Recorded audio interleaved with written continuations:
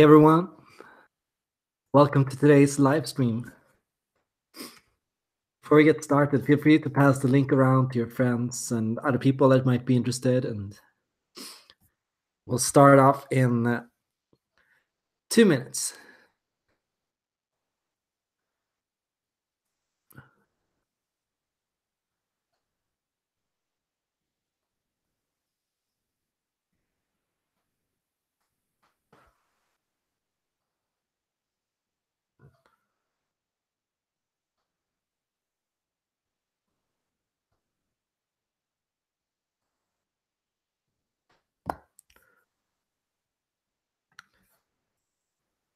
So is anyone here already? Hey Fairy, nice to have you here again. Hi Saku.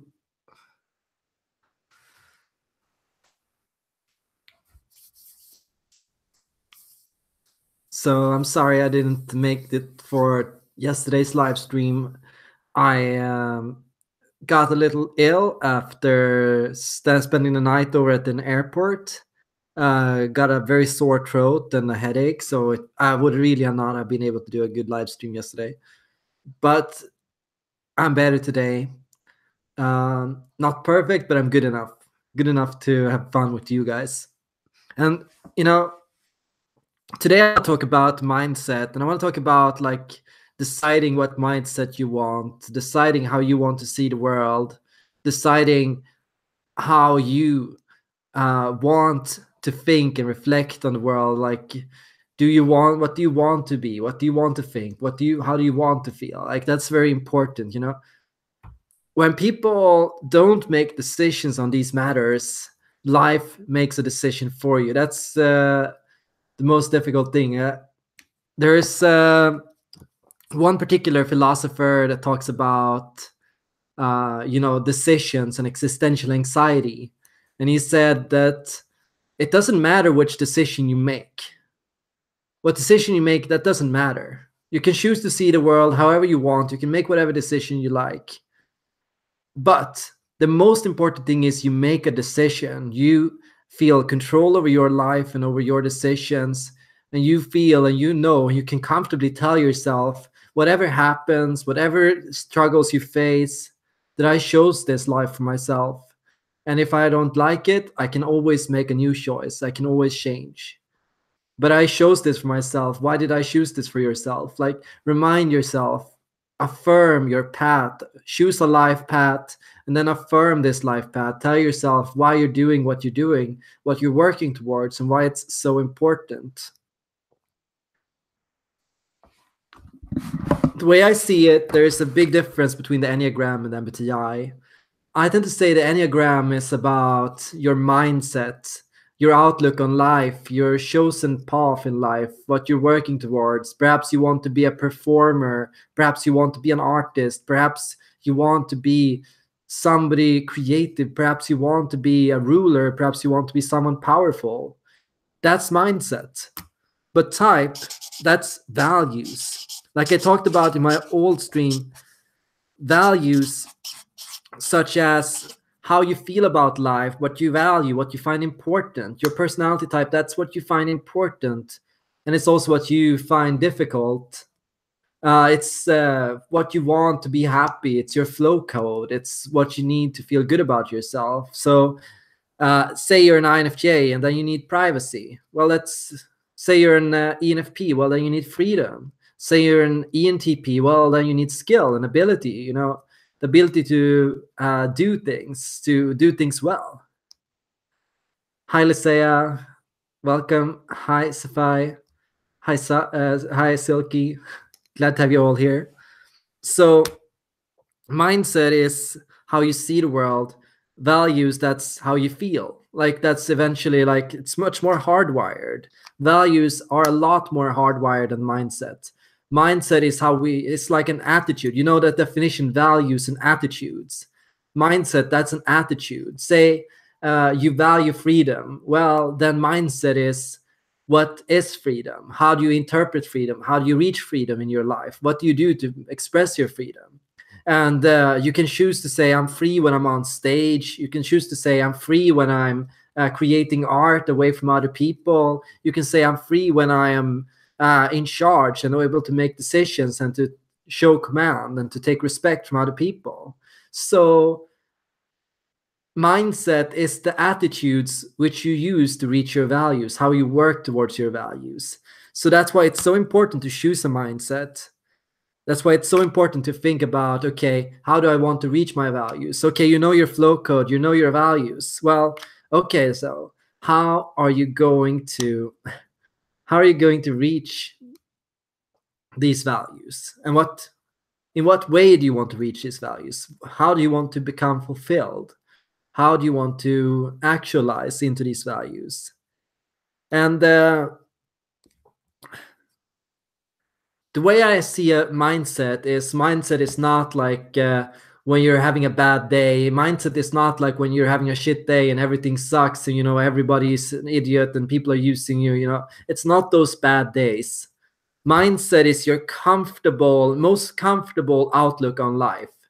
The mindset you have and gravitate towards is the one that feels the most normal and true to you on a normal day, on an average day. So think about it like this.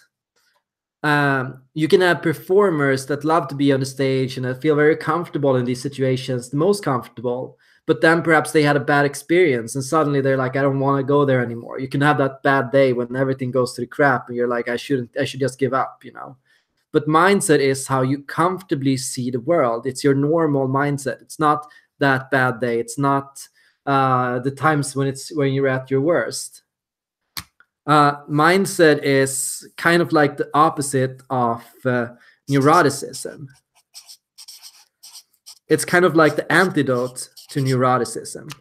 When you can't make a decision on what to think about the world, when you don't know how to see the world, what to do, that's when you feel the most strongly like neuroticism and anxiety. It's like you feel that's when you fall into more like the trap of turbulence. That's when you start to feel shaky and unsteady and unsure.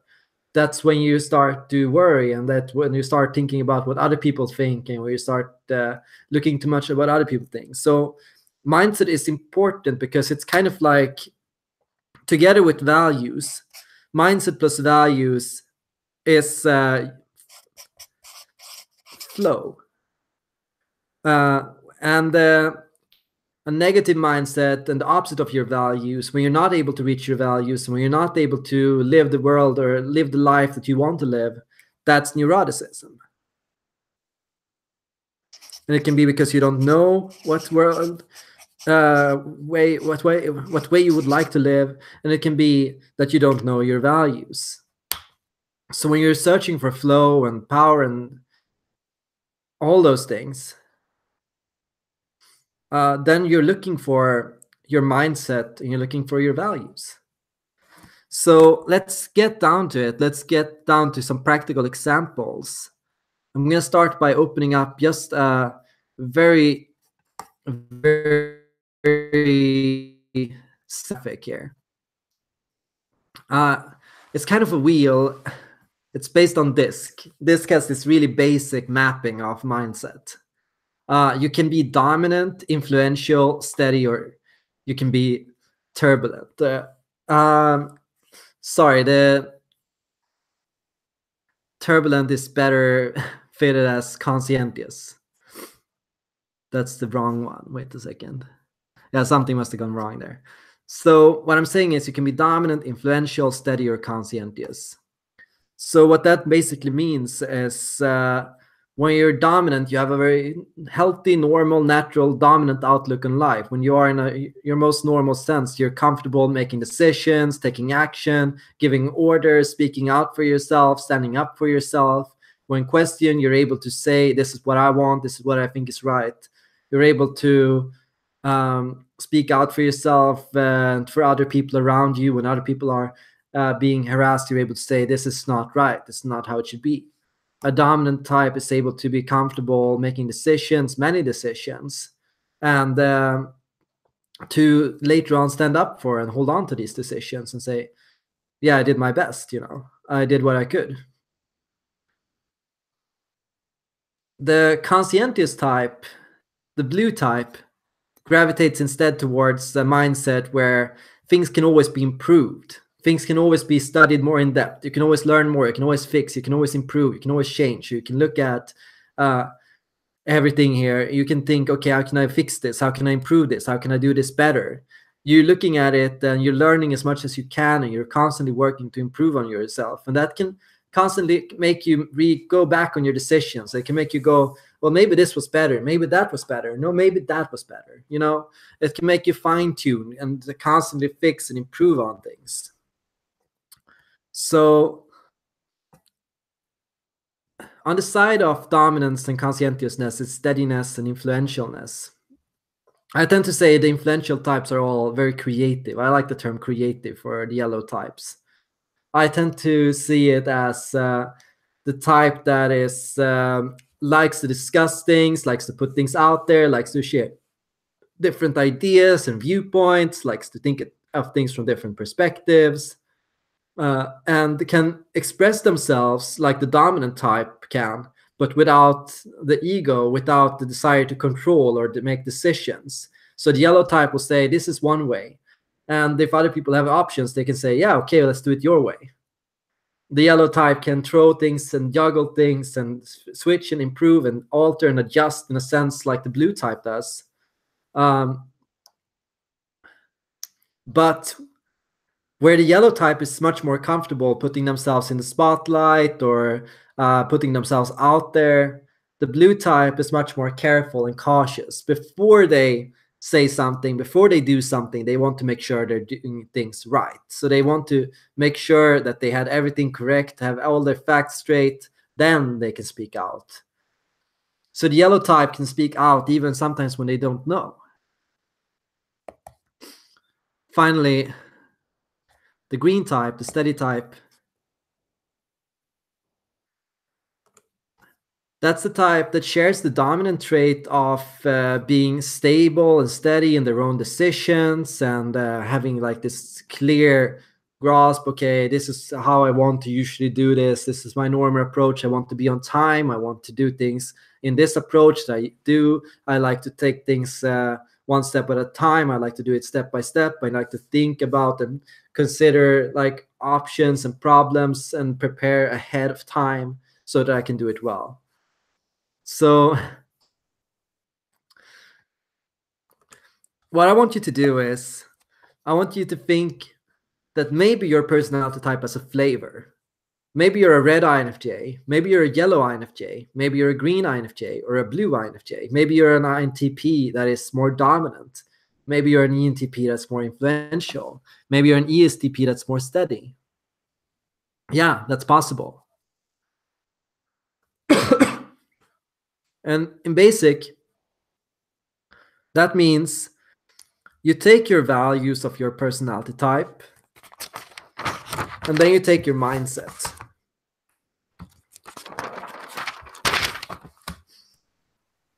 And then you look, okay, so how do I express my need for freedom in a conscientious way?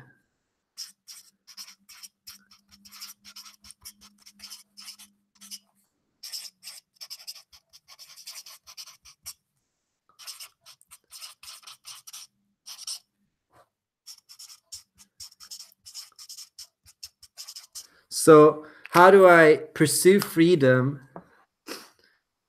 in a conscientious way compared to a steady way, compared to a dominant way, or compared to an influential way? And yeah, all these colors are based on the DISC personality system. It's a basic 4-type personality system that talks mostly about, how we are in groups and how we are in how we tend to see the world and think about things. So you might find that a conscientious freedom-loving type is values freedom and likes to pursue freedom, but likes to talk about how can we be responsible in our pursuit of freedom. How can we express our freedoms in a responsible manner? Like, what can I do to protect my freedoms and to make sure that I can have them for tomorrow? The influential type is the most stereotypical free in the sense of just throwing things out there, just going their own way, just discussing things and sharing whatever whim they have on their head, and just talking and just putting things out there and um, wiggling, you could say it. The dominant freedom loving type would be the most fierce about their freedom. They would say they would be strongly opposed to people that try to take away their freedom. They would be very adamant about showing that they are free and that other people can't control them and can't tell them anything. And they will be a lot more fierce about protecting the freedom of other people as well. Finally, when you look at the conscientious type, they will be, the steady type.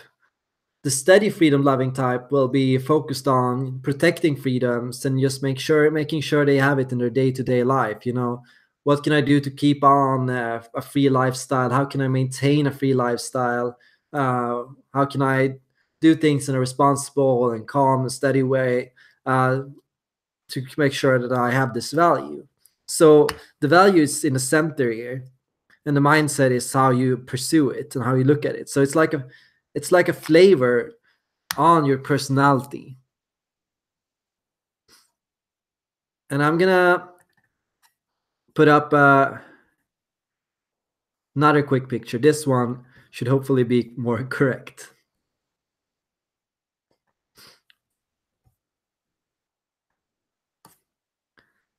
Okay, here are the 16 mindsets that I'm currently working on and developing. 4 are red, 4 are yellow, 4 are blue, and 4 are green. So you have in the dominant hall, you have adventurers that like to go out and experience life and take life in their own hands. Then you have the fighters that like to go out and fight for what they think and what they care about and what they believe, to make sure other people rally behind them in that sense. Then you have the performers that like to go on stage and speak up for themselves and what they're thinking. You have the rulers that like to gain respect and authority in the groups. All 4 of these represent different forms of dominance or different ways to express dominance. The thing I found is that the adventurers, they are actors. They are focused on conscious action in their day-to-day life. They want to make sure their actions are always conscious, like dominantly conscious behavior, like thinking about your actions and how you act and how you express yourself and what you do. The fighter is very perceptive, very focused on perception. How do I see the world? What do I think? What do I believe? And about expressing and fighting for those beliefs that they have and see very clearly in their own head. The performers are very dominant about in particular, how they see the world and how they value and think about things, what they think is valuable, what they don't think is valuable, what they think is good and what they think is bad. The rulers are very dominant in the directive sense, of basically thinking, how do I reach my dreams? How do I work towards my long-term goals? How do I reach my goals? How do I drive myself and other people forward?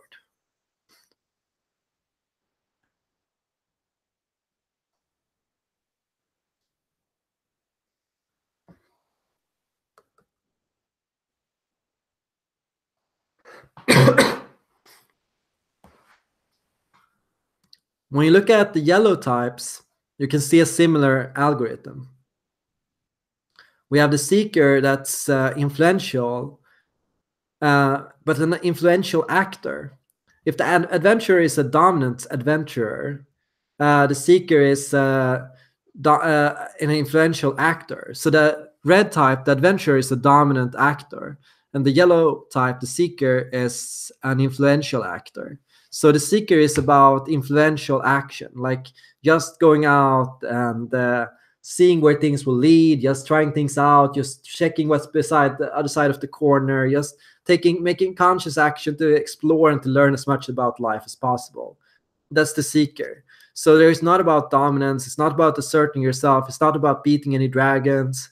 It's just about going out and exploring life and what life has to offer. Then we have the magician. The magician is like the fighter, a perceptive type. So they're about perception, how we see the world.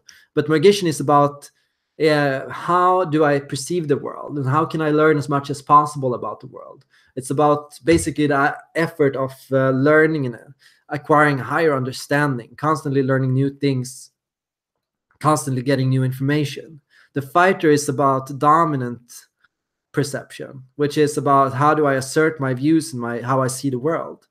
The magician is not about asserting or pushing their worldview on anyone, just creative exploration of worldviews and existential beliefs.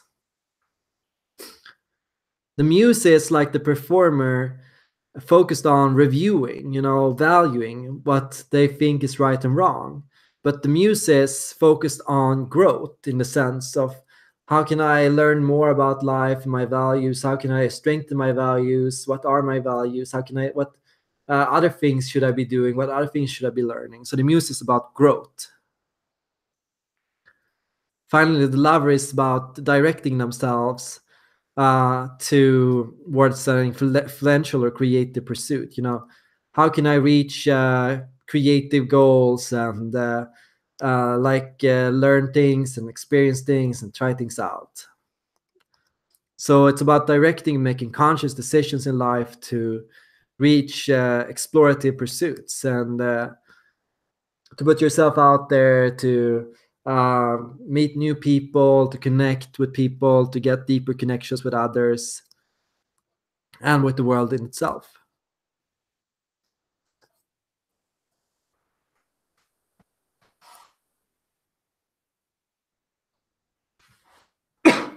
Fairy of something, yes, the warrior is the fighter. It's a similar term. Now, innocent, that's also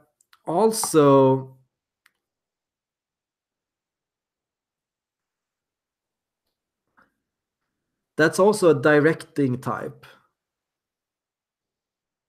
So like the lover, it's about directing yourself forward in life, but it's about careful direction, like making sure you're making the right decision, thinking about where you're going in life, and if you're going in the right way, thinking about where you're headed, thinking about like if you're doing the right thing, like where am I going, why am I doing this, and where will I go, where will this lead. That conscientious pursuit of conscientious direction, thoughtful direction. The creator is about conscientious reviewing. So it's about reviewing, in a sense, your life and who you are and what you're doing and where you're headed, and finding things inside of yourself, true answers into who you are and what is unique about you, and finding new ways to see the world, unique ways to see the world and to think about the world. The sage is about conscientious perception. How do I know what I'm seeing, if what I'm seeing is right? How do I know if I truly understand this? How do I know if I really understand this right? That quest of proving your awareness and proving your perception and backing it up and understanding it and making sure you understand it well. Finally, the rebel is the conscientious actor. So like the seeker and adventurer, it's an actor type, but like the innocent creators and the sage, they are conscientious. So they have a conscientious outlook on, in its essence, what actions they take, what they do in the heat of the moment. How can I do the right thing, and how can I make sure I'm doing the right thing and that I'm doing what I'm meant to do? Like, how can I take the right action? What is the right way to do things in life? What is the right thing to do?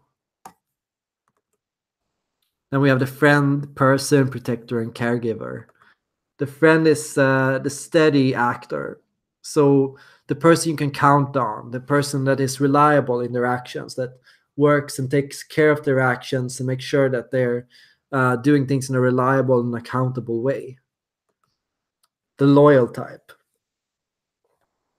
The person is the studious, the steady, perceptive type. So they are about having a normal perception of the world and normalizing their perception. Like if they think a certain way, checking to make sure other people see things the same way, checking to make sure if what they think is normal, that it is sane, that it is reasonable. Then the protector, that is the person that is about steady reviewing. So that's basically making sure that you protect the values that are important to you and how you see the world, protecting your worldview and what you think and what you believe, protecting your beliefs and the people and the things around you that you think are important. I also sometimes call it the defender or the guard. Finally, the caregiver is the studious, the steady manager or director. So the person that is about steady direction, taking care of and ensuring things are going in the right way, like protecting the atmosphere in the group, taking care of where the long term, making sure everyone is accounted for and that everything is going according to plan and according to how they want it.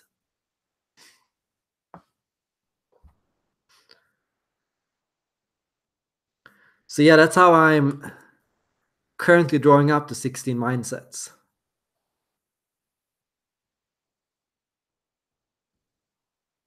Mindset can be basically focused on action, which is what you do. Mindset can also be about perception, which is what you think. Mindset can also focus on values or worldviews, which is how you see things. Mindset can finally be about direction, which is about where you're going.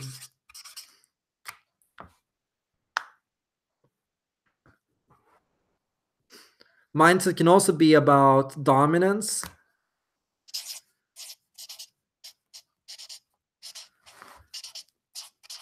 It can be about influentialness.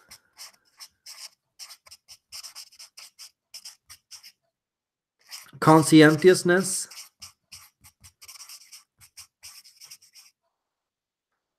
Or steadiness. Basically, is your mindset steady, firm, fixed, calm, predictable, ordered, organized, focused on holding things together, focused on balancing, keeping things together? Is your mindset conscientious, which means focused on improving, learning, expanding, becoming better, rethinking, reevaluating, fact checking, controlling to ensure things are good? Or is your mindset creative or influential, which means then, of course, creative or open ended or explorative or about testing, learning, shifting, improving, gaining insight or awareness or understanding? Or is your mindset dominant, which is about how do you exercise your will and what you think and what you believe? How do you shape the world according to your beliefs and your mindset? How do you influence the world around you? Mindset can also be about direction, which is long term goals, worldviews. Yeah, you get the point. So the wheel here is all part of that.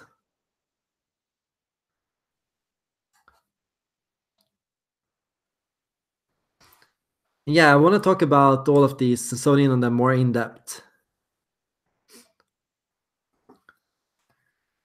I said the innocent was about mainly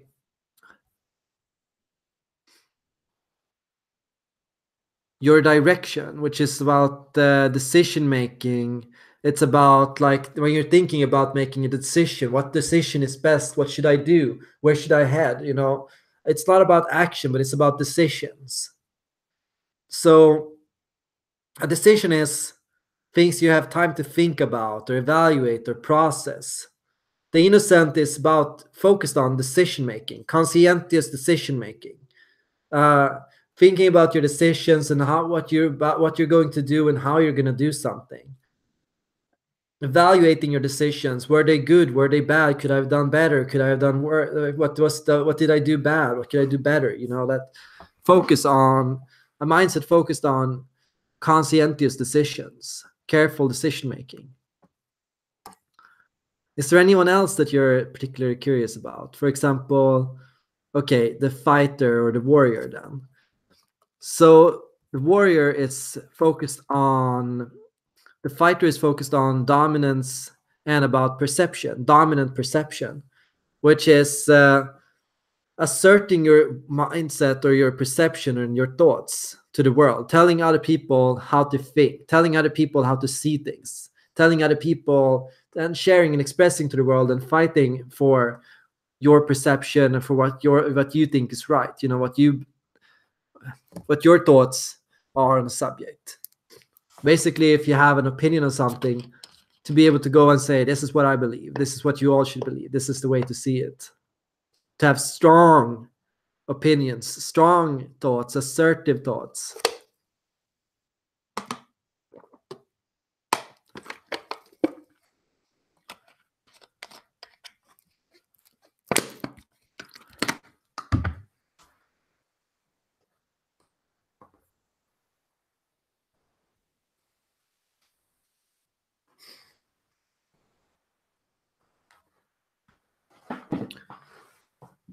I don't believe the innocent type is more anxious than other types. It just depends on their level of health. I believe that the innocent type is, in Jungian terms, the innocent type. Yep, get up a nice article here.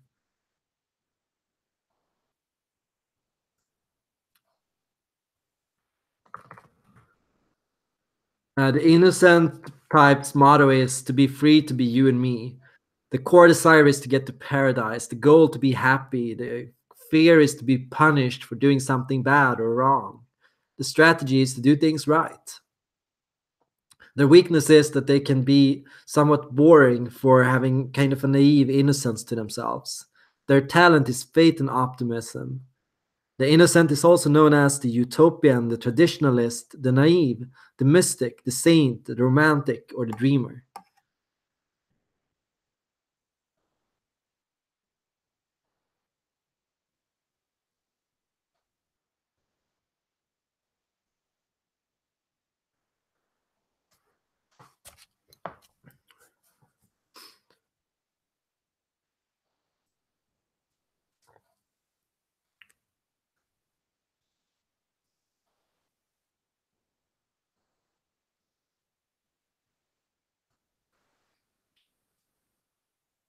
I think Captain America is a good example of an innocent type. He is sometimes mocked a little bit for being too traditionalistic and for um, telling people to mind their language and how they speak.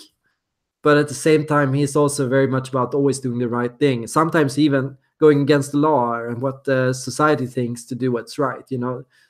There is a very strong conscience, uh, on an almost supernatural conscience, like being able to in class tell people when they're doing something wrong, like standing up for your beliefs or when you think something is very important. But the conscientious type is not dominant. And why are they not dominant? Because the conscientious type is only dominant if they know they are doing the right thing. If they don't, that's when it's more difficult.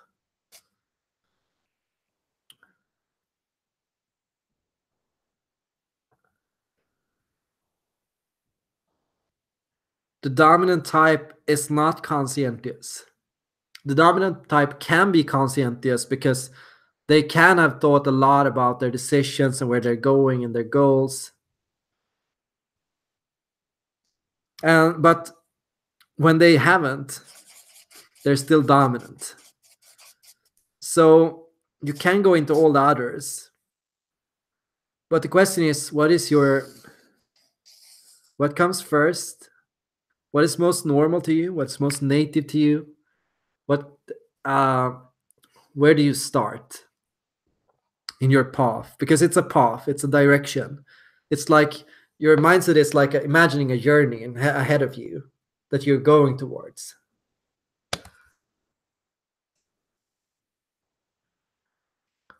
Joey says shame might be related to the trait conscientiousness. It could be, but only when we're talking about. We should definitely research that.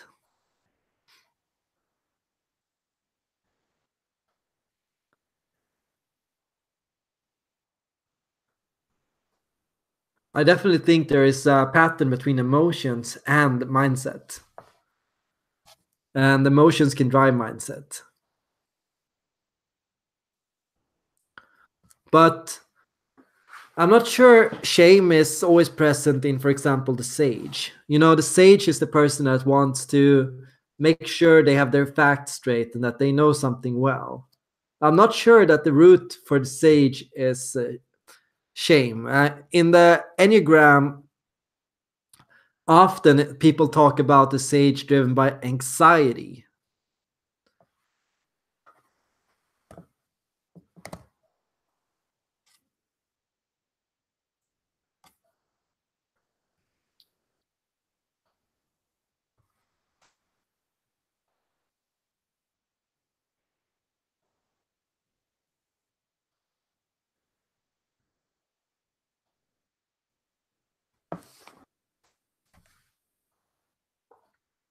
But can't conscientiousness also come from anxiety in the sense that we can be conscientious because we're anxious that we did something wrong or that something might go wrong? And that might make us more conscientious. Or perhaps because of anger, because we're so frustrated with the world. So we're thinking and working really hard to do something. Or we're conscientious because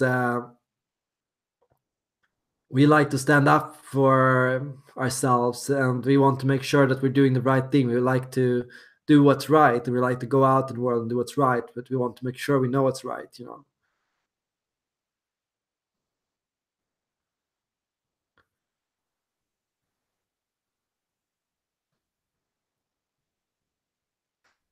But I do see a strong relationship. I do see what you mean overall.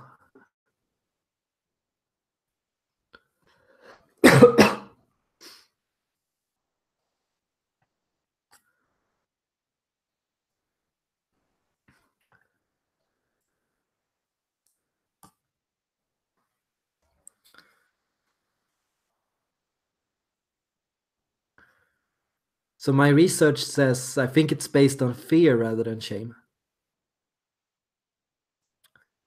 Yeah, I don't think there is necessarily a clear-cut relationship here. I think conscientiousness is more how you respond to an emotion than the emotion itself.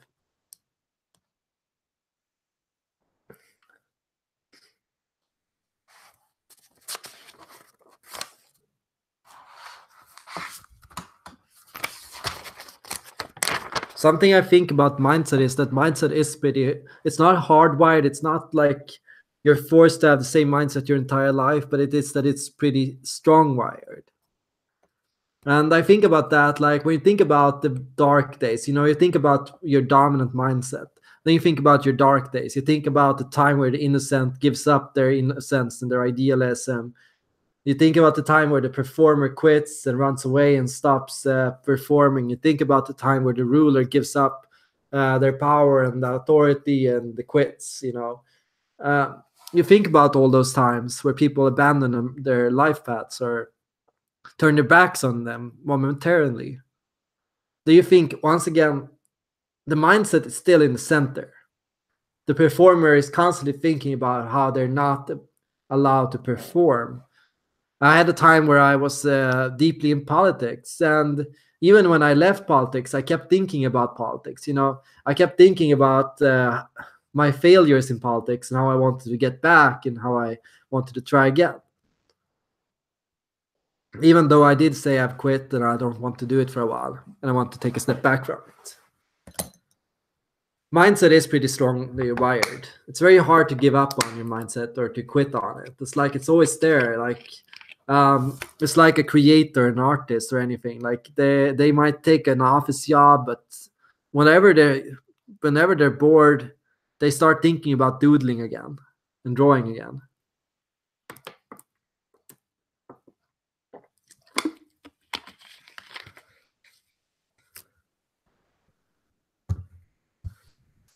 And I think that's what goes for Enneagram and for mindset.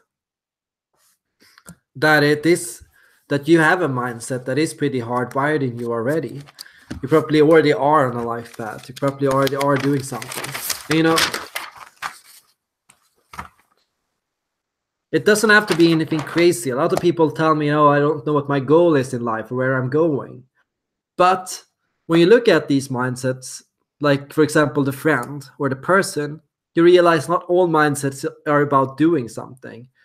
We think mindset has to be about doing something, about action. We think mindset has to be about decision making or like work or career goals, or we think it has to be something grandiose, or like traveling the world, landing on Mars, being the first person on Mars, being the most famous comedian. But it might just be a person telling jokes to their friends. It might just be that you're a person that wants to be a good friend. You might just focus on a family and creating a family and taking care of the people and the world around you. You might just focus on being the best or the expert at your workplace, your small workplace, or you might focus on serving somebody that you're deeply committed to, helping them in all their aspects. Or you might just focus on growth. Your life might not have to do with doing anything special, just growing, just improving, just learning more about yourself. And you tell yourself you don't have a mindset, but maybe it comes from judgment towards your own mindset. Maybe it comes from like telling yourself, no, my mindset is not good enough. I should have another mindset. And that's why it's so important to keep on affirming and going back when you're studying mindset, studying how you see the world, and just realizing that how you see the world is just how you see the world. It's not good and bad. None of these mindsets are good and bad.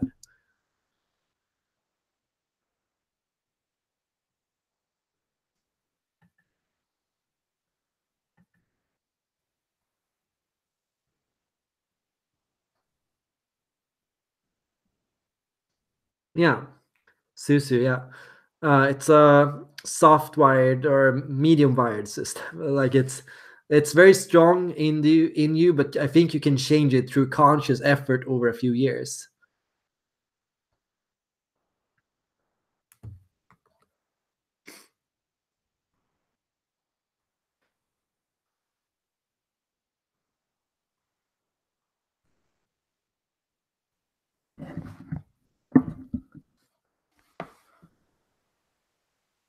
Personality type, that's much more rooted in your heart.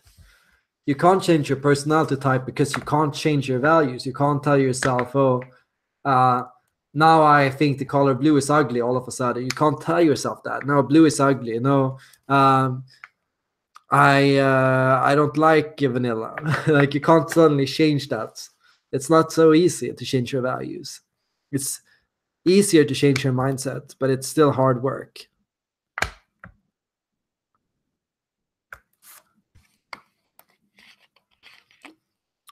And yeah, there is a disintegration of your mindset, which is like basically when your mindset slips in health.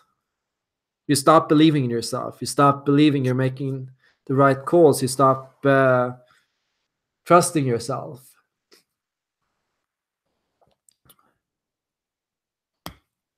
And that's, of course, where you have to start taking a break, taking a step back, and start finding your way back on path again. Sorry, guys, I'm gonna have to round up the stream because my voice is starting to fail me a little bit. Still have a bit of a sore throat.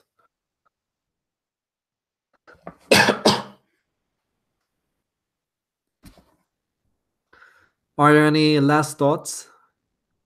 He always says, even in the Enneagram, there is the idea of integration or non identification with personality.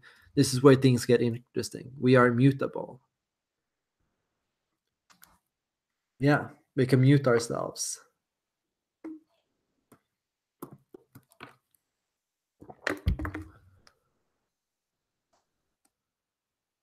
We can ignore ourselves. We can ignore our values. We can tell ourselves it doesn't matter. We can tell ourselves it's not important. We can give it up. We can become martyrs. We can, we can do a lot of things when it comes to our values and how we see things.